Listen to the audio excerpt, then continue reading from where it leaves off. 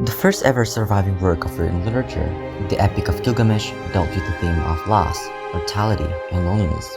Gilgamesh was the king of Uruk, and he reigned over his city without a rival. The people hated that and asked the gods for relief. The gods created Enkidu to stop Gilgamesh, and long story short, they became friends.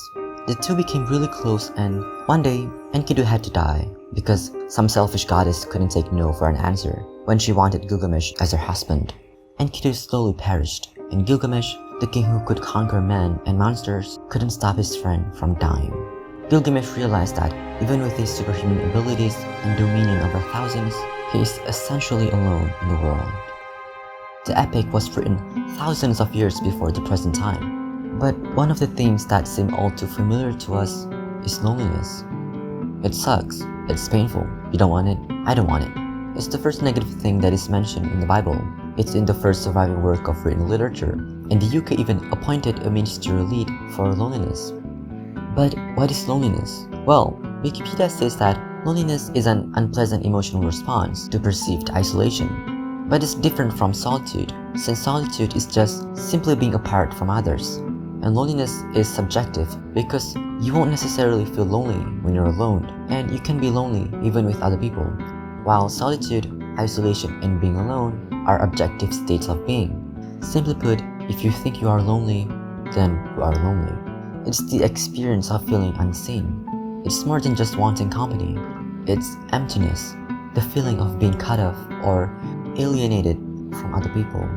It's the longing for a connection. Loneliness can be transient, which is temporary, like when you can't meet your friends, when you're forced to study for your finals, or being sick, and they're often associated with positive effects. But we have a bad one too, called chronic loneliness, which exists for a long time in a person's life, like feeling lonely despite being at a family gathering. And this one is bad, since it can give you a lot of negative effects, like being more prone to obesity, depression, cardiovascular disease, and other bad things that you can think of. It is bad because while transient loneliness motivates you to improve your relationship with others, chronic loneliness can have the opposite effect. So without intervention, you can be caught in a cycle of loneliness. We also have social loneliness, where you don't feel like part of the community. Emotional loneliness, where you lack deep and nurturing relationships with other people. Family loneliness, where you lack close ties with family members. And romantic loneliness, where there's a lack of close bond with a romantic partner. There are a lot of things that can cause loneliness. Some of it is genetics. Sometimes it's the circumstances, like experiencing a big loss. Sometimes it's your mindset, or maybe you rely too much on passive technologies like the internet. Let's talk about the internet because some people think that the internet is a big factor in why people are lonely. Some studies do find that the internet can be a factor of loneliness, but only for certain types of people, since some people find it comforting and it reduces their loneliness. But it depends on how you use it. If you use it excessively and passively, you will feel lonely. But if you use it moderately and engage with other users, it can help you feel more connected and reduce loneliness. To some people, especially existentialists, loneliness is a human condition. We'll never get rid of it. We come into the world alone, and we go through life alone, and ultimately, we'll die alone. Sartre believes that loneliness is fundamental because of the paradox between our consciousness that crave a deep meaning in life, while the universe is full of emptiness and nothingness. In some sense, loneliness is the natural state of being. Nobody can truly understand what it's like to be you, not your parents, best friends, or even lovers. They can't feel your pain, sorrow, anger, guilt, joy, or shame. There's no guarantee that whenever you're expressing your feelings, ideas, or experience, people will understand it exactly as they are to you. In a way, we are ultimately alone in this little private world that is our consciousness. We desperately want to connect with others. Just look at what we've created. Language, art, music, and writing are created in part because we want to get as close to connecting with others as we can. From time to time, we do get close to some people or experiences. We feel relatable when we watch certain movies. We watch videos that closely resemble our experience. We play games that we think resemble our personality and who we are as a person.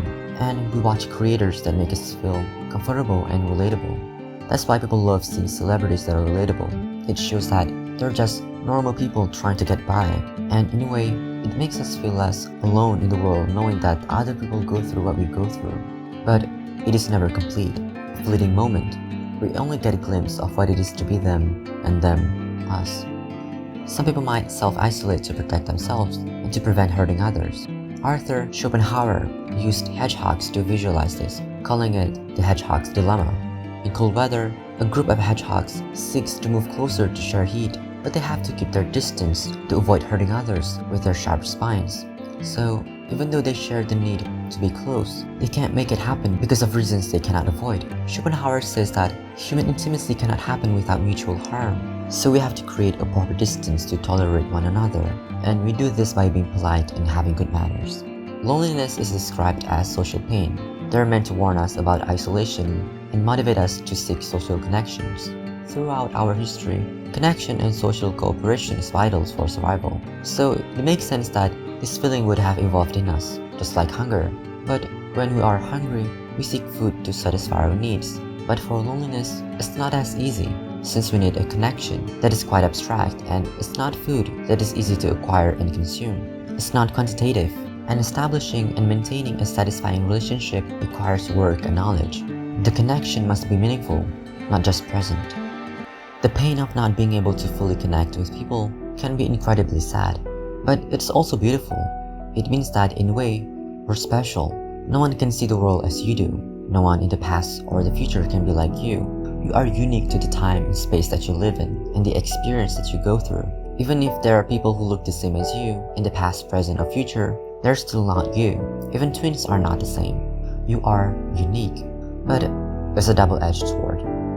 Some people who are chronically lonely usually succumb to depression. It's almost inevitable to talk about loneliness without mentioning depression. As obvious as it sounds, loneliness can cause depression. And some sick and demented people still want to prove it to others despite knowing the consequences of isolation by using cruel measures. In the 1970s, Harry Harlow, an American psychologist, designed a device called the Pit of Despair. He wanted to produce an animal model of depression. To give some background information, Harlow's wife died and he suffered from depression. He was treated and returned to work, but people noticed that he focused more on isolation and depression after the incident. He used baby monkeys, ages between 3 months to 3 years old, who already bonded with their mothers, and put them in isolation chambers for up to 10 weeks. Within a few days, they would remain huddled in a corner.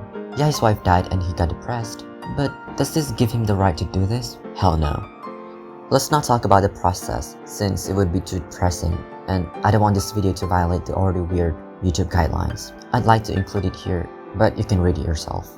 Long story short, monkeys were left for up to 1 year, and they barely moved, didn't explore or play, and weren't capable of having sexual relations. When placed with other monkeys, they were badly bullied. 2 of them refused to eat and starved themselves to death. If that isn't sick enough for Harlow, he wanted to know how it affects parenting skills, but the isolates weren't able to mate. So guess what? He created a device called a rape rack, in which the monkeys were tied in mating position. Anyway, the mothers weren't able to parent their offspring, and they ended up abusing or neglecting them. Anyhow, despite the horrible and harrowing condition that the monkey went through, Harlow still felt like it didn't capture the essence of depression. Gosh, what the hell is wrong with him? He wanted to call the chamber shocking names like the Well of Loneliness or the Dungeon of Despair. He enjoyed using shocking terms for his apparatus because, according to one person who studied under him, he always wanted to get a rise out of people. No monkey had any defense against the well. Even the happiest ones came out damaged, according to one of his students. His student said that Harlow kept going, even when it was clear that the work was violating ordinary sensibilities. Unsurprisingly, the experiment was condemned both at the time and later by the scientific community and academia. There are a lot of ways to combat loneliness. Some of them work better than others, like reconnecting with old friends, having a pet, or even using robots, which is controversial. Nevertheless, systematic reviews on the effectiveness found that it has little solid evidence that these interventions are effective, but it found no reason to believe that they are harmful either. So, don't worry, loneliness can be overcome. You can do something about it, and in the long run, it'll make you happier. One of the most destructive effects of loneliness is that it changes the way we think about ourselves. If we think that we are lonely, we deserve to be lonely, and that no one will ever love us the way we want, those thoughts can keep us more lonely. and those are not the reality. We deserve love. If we equate loneliness to aloneness, we believe that we should always be with other people. We hold on to relationships that are draining, imbalanced, or unhealthy. We avoid conflict with people just for the sake of not being alone. We overlook our need to be alone, which can be restorative, and we force ourselves to social gatherings that make us feel uncomfortable. While most people get lonely when being alone, that doesn't mean that we should avoid being alone. Remember, there's a difference between loneliness and solitude. Solitude is great. It can spark creativity, you can be more focused, and your thoughts are not influenced by other people. Now, you can start writing the book you've always been wanting to write, or start collecting people that will always have your back, like a religious cult. Or, let's not do that. Solitude gives us the freedom to be who we are, to think as freely, and be as honest as we like. Solitude is a chosen state, while loneliness is forced. Some people even discover great things when being alone. Peter Higgs, Einstein, Isaac Newton, and many more spent a lot of time alone, and they like being alone with their thoughts. But, like always, just remember to find the right balance. Loneliness is a shared experience. The more we humanize the feelings, the better we are to understand, meaningfully connect, and act accordingly. There's no shame in it, and you shouldn't judge people who are lonely. It should remind us of the universal need for connection, and we have to recognize that the need to address loneliness shouldn't be put solely on the person who is struggling. Instead, we have to share them. Thank you. Thank you for watching. This is the second video I made about loneliness. The first one is super personal, and this one is more general. You can check it out if you want to, or not. Anyway, thank you for watching. It means a lot.